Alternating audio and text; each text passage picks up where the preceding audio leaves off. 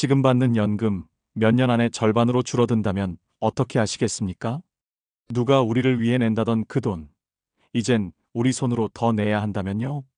대전의 62세 김진태 씨는 최근 고혈압과 허리디스크로 병원비가 늘어나자 국민연금만으로는 생활이 어려워 택배 물류센터에 다시 나가고 있습니다.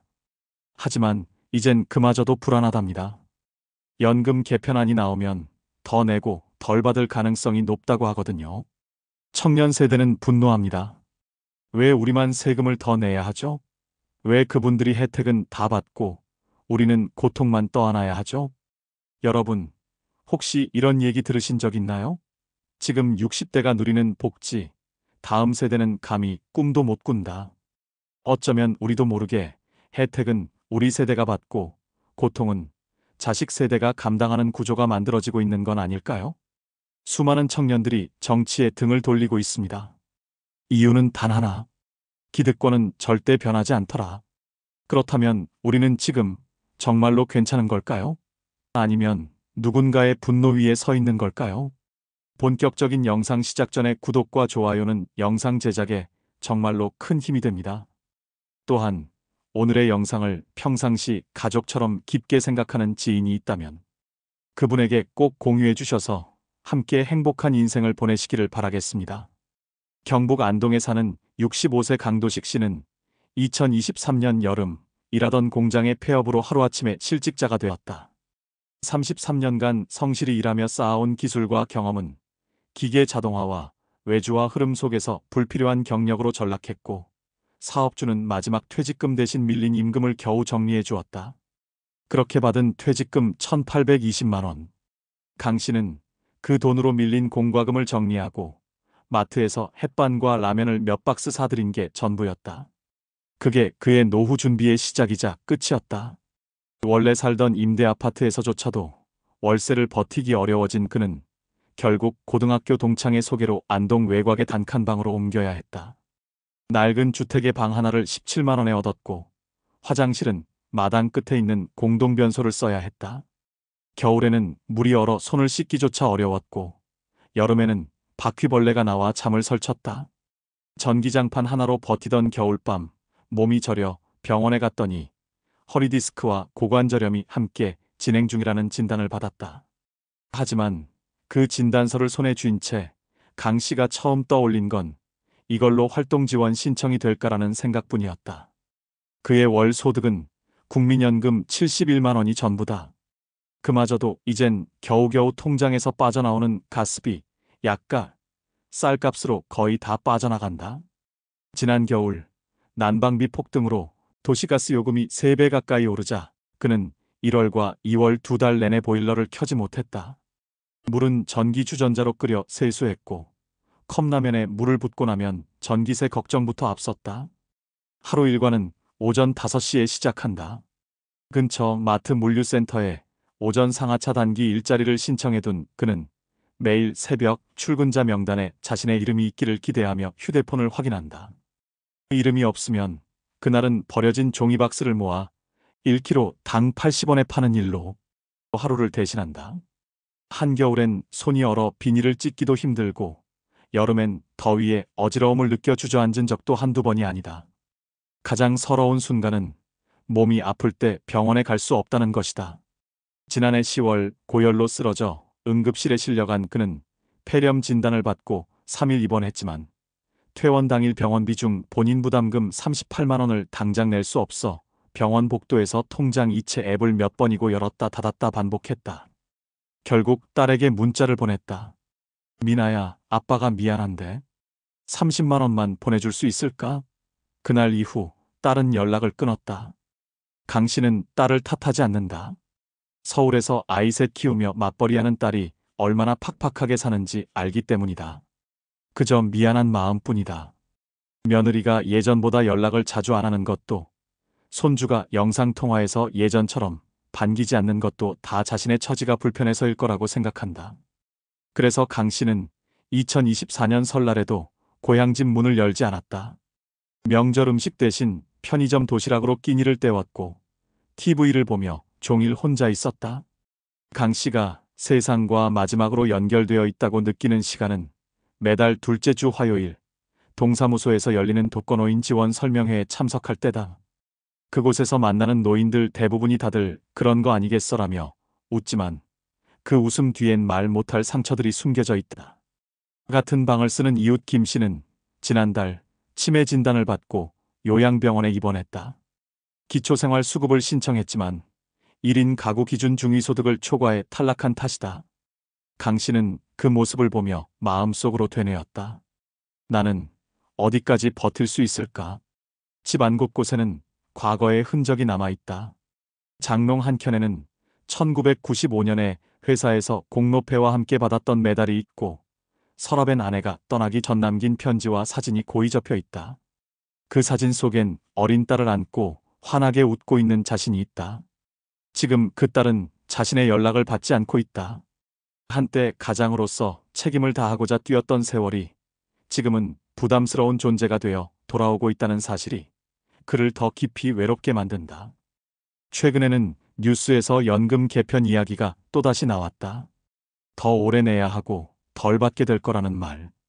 강 씨는 조용히 TV를 끄고 창밖을 내다봤다. 창문 너머엔 나뭇가지 위로 앉은 까치 한 마리. 그는 자신도 그 새처럼 어느 가지에 오래 머물 수 없는 존재라는 생각이 들었다. 정붙일 곳도 남길 돈도 돌아올 가족도 없다면 앞으로 무엇을 위해 버텨야 할까? 하루는 마트 앞에서 담배를 피우다 젊은 직원 둘이 주고받는 대화를 들었다. 요즘 진짜 노인들한테 세금 너무 많이 써. 난 우리 세대 노후는 기대도 안 해. 그 말이 귀에 박혔다. 강 씨는 아무 말 없이 자리에서 일어나 조용히 집으로 돌아왔다. 그날 밤 그는 처음으로 통장 잔고를 보며 중얼거렸다.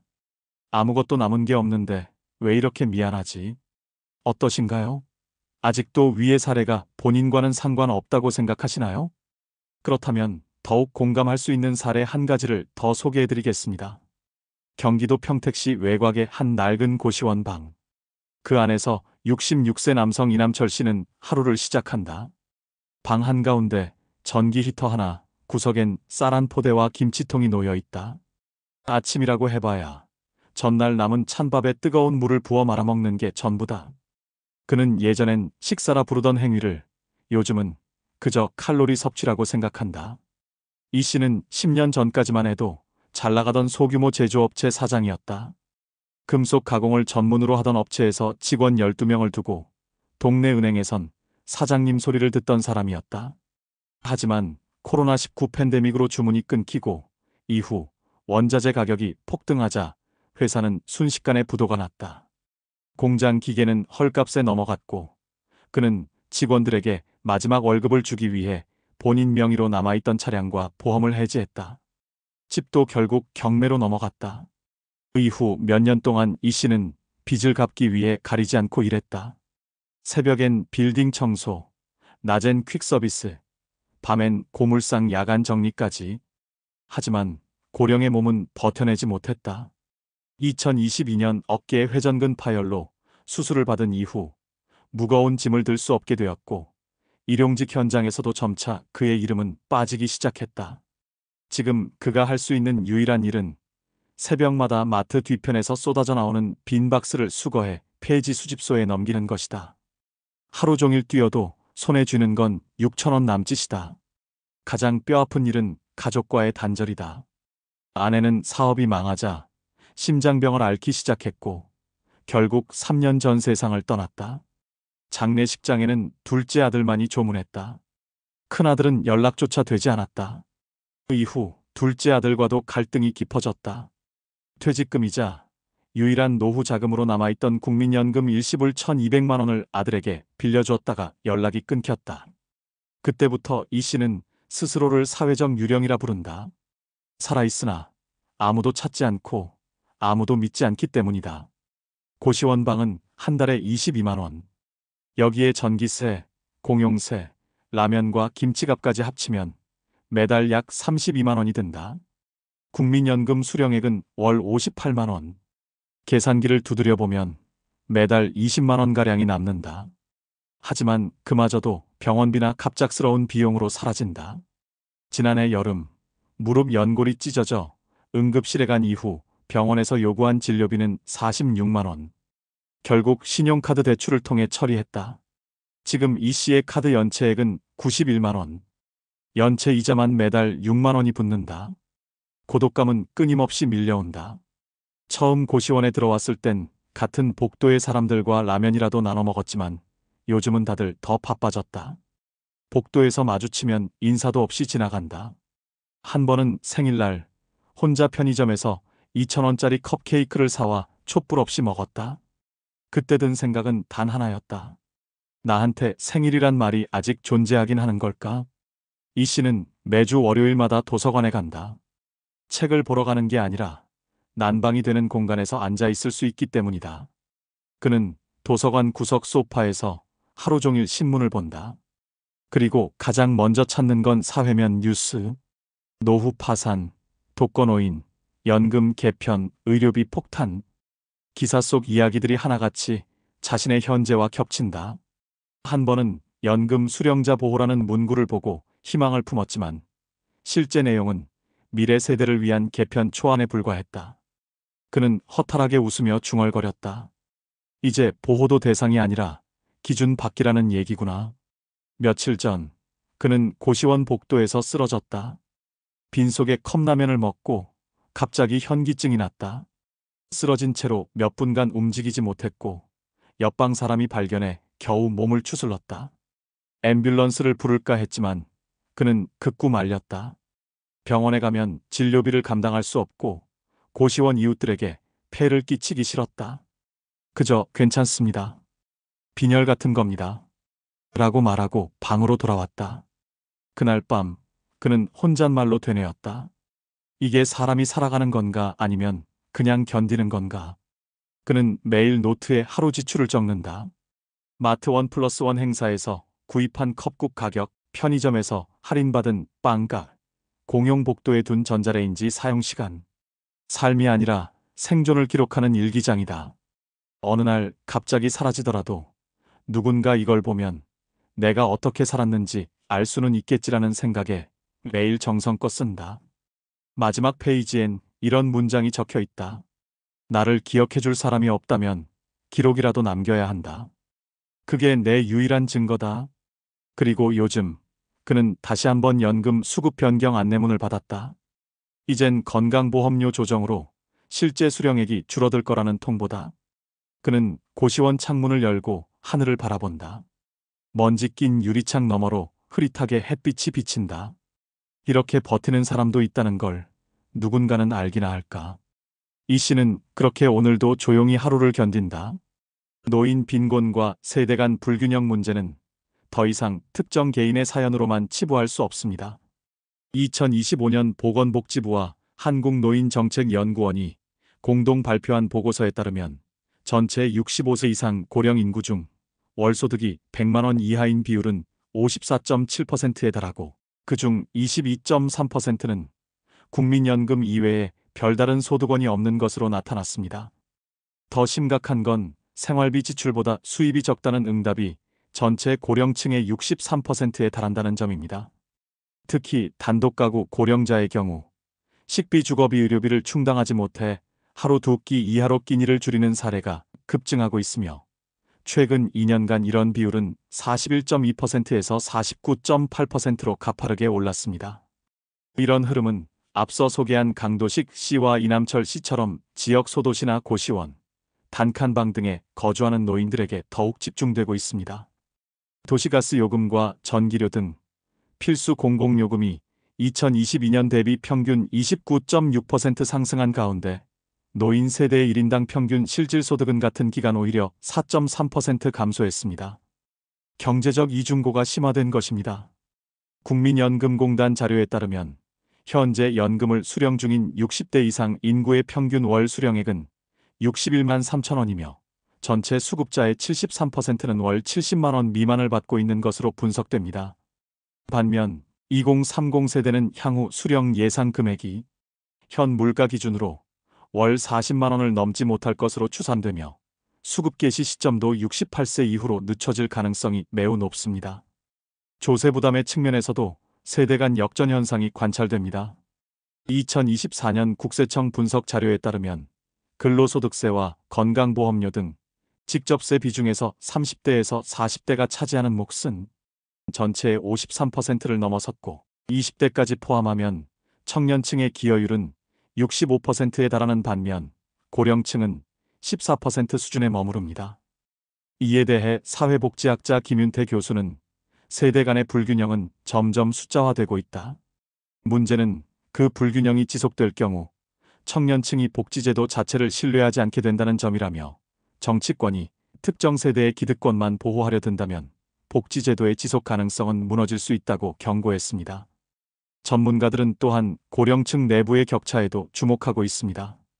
한국사회복지협회는 2025년 고령자 경제계층 조사에서 상위 20%의 고령자는 연금 외에도 금융부동산 자산이 월 평균 418만 원에 달한 반면 하위 20% 고령자는 연금 수급이 없거나 30만 원 미만에 그쳤다고 밝혔습니다.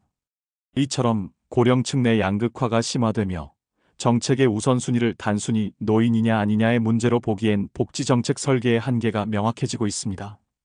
세대 간, 세대 내 격차가 동시에 벌어지고 있는 지금, 복지와 조세 정책의 균형에 대한 사회적 논의가 절실하다는 경고음이 커지고 있습니다. 그렇다면 이런 위기의 노후를 극복하려면 우리는 어떤 선택을 해야 할까요? 전문가들은 먼저 세대 내 자산 재조정의 필요성을 강조합니다. 노인의 이름으로 설계된 복지제도가 반드시 모든 노인을 보호하지 않는다. 고령층 내부에도 극단적인 격차가 존재하기 때문에 복지 정책은 소득과 자산 기준의 정밀 타겟팅이 필요하다고 말합니다. 실제로 현재 서울, 부산, 대구 등 일부 지자체는 이를 반영해 지역 맞춤형 복지제도를 운영하고 있습니다. 서울시는 2024년부터 세대 공감 돌봄센터를 통해 고령자와 청년이 함께 거주하고 청년은 돌봄 서비스를 제공하며 대신 저렴한 주거 공간을 제공받는 상생 모델을 운영 중입니다. 부산광역시는 은빛 동행 프로젝트를 통해 독거노인을 위한 주일의 건강 체크와 식사 배달 서비스를 민간과 협력하여 확대 시행하고 있으며 최근에는 모바일을 활용한 고령자 맞춤형 커뮤니케이션 앱도 개발해 복지 사각지대를 줄이고 있습니다. 한편 경기도는 노후 안정 통합 지원 플랫폼을 시범 도입해 지역 내 60세 이상 노인의 금융건강주거사회 활동 데이터를 통합 관리하며 위험도가 높은 대상자에게는 사전 경고와 복지 연계가 자동으로 이루어지는 체계를 구축 중입니다. 이처럼 각 지역에서는 단순한 보편 지원이 아닌 데이터 기반의 맞춤형 지원 체계를 통해 위기 노인을 빠르게 발굴하고 실질적인 도움을 제공하려는 시도가 이어지고 있습니다. 전문가들은 또 하나의 해결책으로 지역 기반 돌봄 생태계의 적극 참여를 제안합니다. 특히 최근 주목받고 있는 에이징 인 플레이스 정책은 고령자가 낯선 시설에 들어가는 대신 기존 삶의 터전에서 이웃과 함께 건강하게 노년을 보낼 수 있도록 지역사회가 적극 개입하는 모델입니다. 이를 위해 현재 정부는 노인 맞춤형 건강관리 서비스와 생활 밀착형 복지관 기능 강화를 추진하고 있으며 주민센터를 기반으로 물리치료, 심리상담, 식생활 교육 등을 무료 제공하는 시범사업이 점차 확대되고 있습니다. 우리 모두가 해야 할 일은 분명합니다. 첫째, 내가 살고 있는 지역에 어떤 지원 제도가 있는지 정확히 파악하고 대상자 요건이 된다면 주저하지 말고 신청해야 합니다.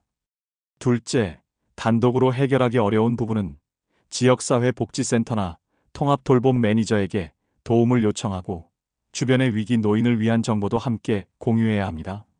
셋째, 자녀와의 대화에서 금전적인 갈등보다는 삶의 안전망이라는 관점에서 정보를 나누고 세대 간의 이해를 넓히는 시도를 지속해야 합니다. 무엇보다 중요한 건 스스로 나는 아직 괜찮다고 여기며 무관심하게 지나치지 않는 태도입니다. 조용히 무너지고 있는 수많은 노인들의 현실을 마주하고 지금 내 곁에 삶을 돌보는 일이야말로 우리가 할 수 있는 가장 확실한 변화의 시작입니다. 등불 하나 켜놓고 오래된 마음을 덮습니다. 혼자서 견뎠던 밤들이 누군가에겐 기억되길 바라며. 여러분, 오늘 이야기 어떠셨나요? 안동의 강도식 씨와 평택의 이남철 씨. 누구보다 열심히 일했고 성실하게 살아왔지만 그들에게 돌아온 노후는 따뜻한 휴식이 아닌 외롭고 고단한 생존이었습니다. 단칸 방에서 전기장판 하나로 버티며 눈물로 끼니를 때우는 상. 병원비가 무서워 아픈 몸을 숨기고 사랑하는 가족에게조차 손을 내밀 수 없어. 홀로 밤을 지새우는 그 현실은 결코 남의 일이 아닙니다. 혹시 여러분 중에도 이런 삶을 겪고 계신 분이 계신가요? 혹은 마음 한구석에 언젠가 나도 그렇게 될까 두려운 분이 계신가요? 우리는 단지 숫자가 된 게 아닙니다. 누군가의 부모이고 누군가의 인생이었으며 이 나라의 성장과 역사를 함께 만든 주인공들이었습니다. 하지만 지금 그 노력이 외면당하고 있다면 우린 너무 조용히 사라지고 있는 건 아닐까요? 그래서 오늘 이 영상이 단지 한 편의 슬픈 이야기로 끝나지 않길 바랍니다. 여러분의 삶이 존중받아야 한다는 사실을 지금 이 순간에도 누군가는 지켜보고 함께 걱정하고 있다는 걸, 이 영상이 그 증거가 되길 바랍니다. 그리고 꼭 기억해 주세요. 여러분은 혼자가 아닙니다. 누군가는 여러분의 삶을 이해하고 응원하며 더 나은 내일을 만들기 위해 목소리를 내고 있습니다. 그 작은 위로가 오늘 하루를 살아낼 힘이 되길 진심으로 바랍니다.